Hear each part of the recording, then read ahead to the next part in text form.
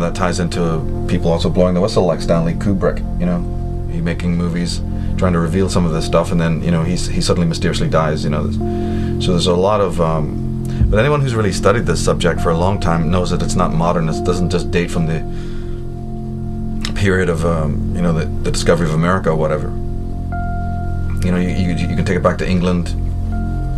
Very strange happenings with serial killers there, like the one that jumps to mind, of course, is Peter Sutcliffe. Some of the revelations he made in court. He was known as the Yorkshire Ripper.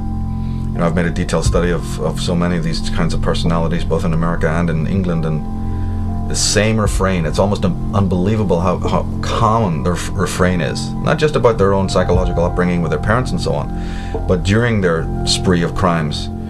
They made me do it. Voices made me do it. Hey, Doc, I'm possessed. Do it. Do it. You liar.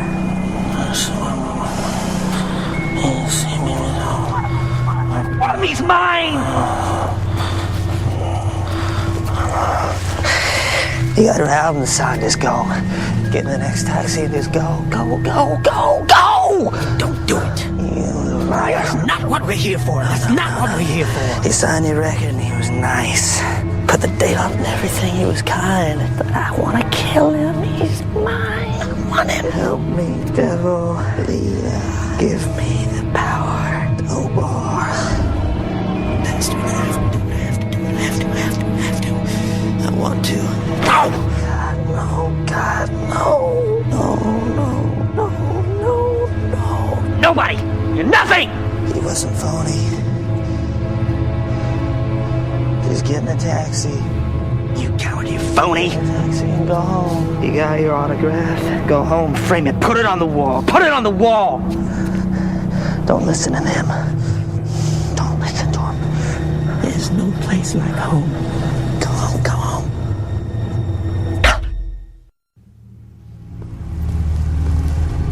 Mr. Lennon?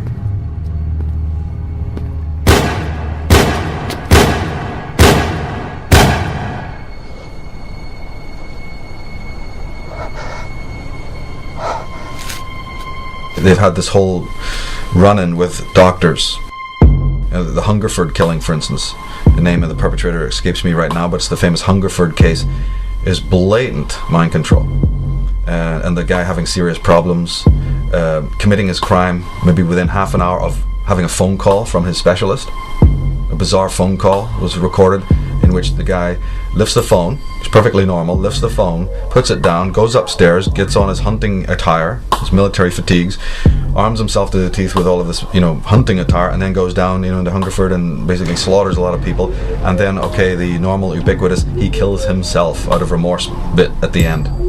No, he killed himself at the end after the head detective arrives and through a loudspeaker or through some sort of a bullhorn coaxes him out. Hey, Johnny, come out, give yourself up, you're surrounded. And then you hear a shot.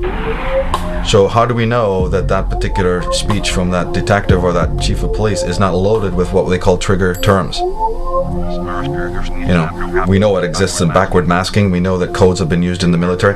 Well, language is a communication device. How do we not know that in that speech, coded, embedded within that particular speech, when they're saying, hey, Johnny, come out, give yourself up, you're surrounded. How do we not know that within that is not some trigger word, and then bang, pop, you hear, oh, and then the media will never know. It's another mystery. Nobody will ever come to and then the media unleash their story for you. They have their little story and the weeping parents, and we had no idea that our son was such a lunatic.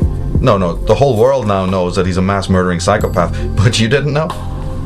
So we got whole questions there that need to be looked at and investigated. Who are the parents of these people? What is all this symbolism about?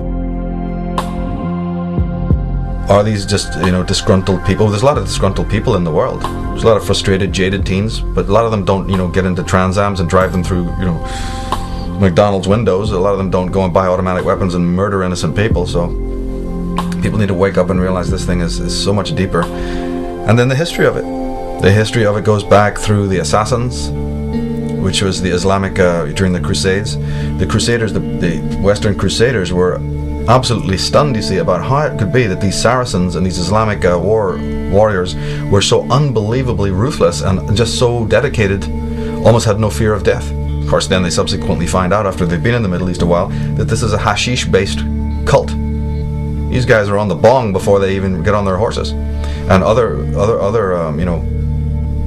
drugs, other kinds of mind-altering drugs, disseminated to them by their occult leaders, people of Islamic versions of Freemasonry. And it's a very elaborate story. In fact, you can pick up this story in, I think it was the book Conspiranoia, but I'm sure that Jim Keith and others have covered this. It's a pretty elaborate story of exactly how the indoctrination process of the Islamic warriors in those days.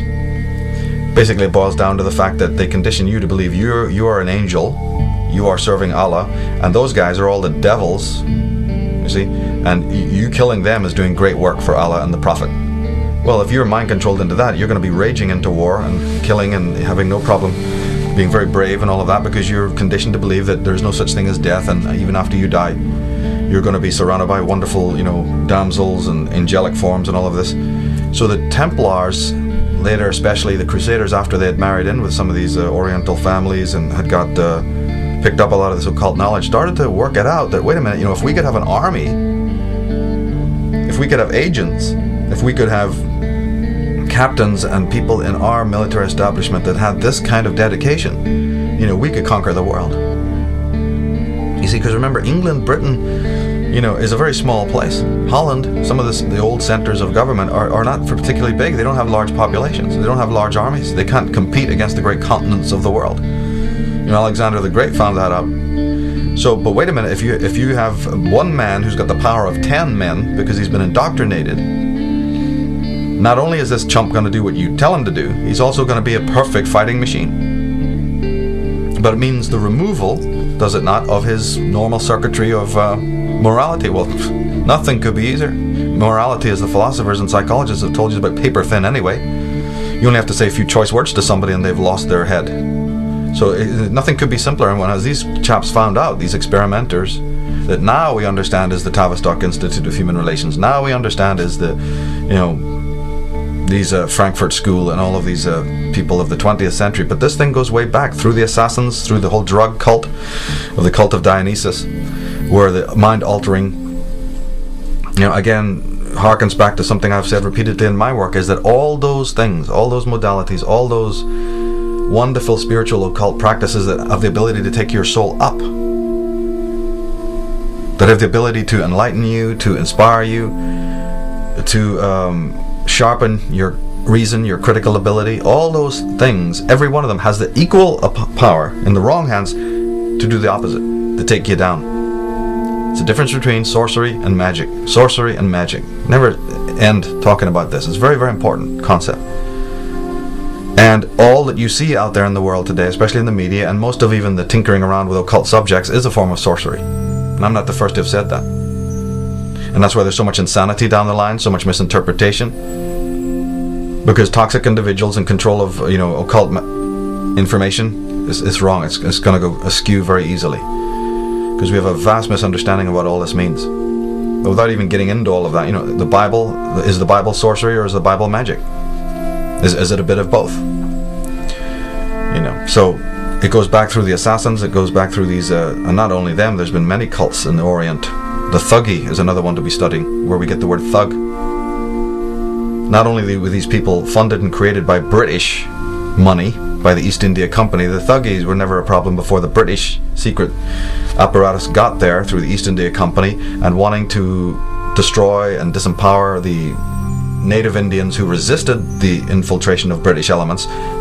They formed a criminal organization, the Thuggee. They funded these, bong smoking Shiva worshippers or whatever they were, Kali worshippers, who were no threat to anyone. Nothing more than a simple faction, easily taken care of in the region. Suddenly have thousands and thousands of pounds. They're infiltrated by specialists from Britain, from the East India Company, to start plaguing the region, you see, and causing upheaval and disruption, by which the British government hid behind. The triads, the Tong, the list is endless.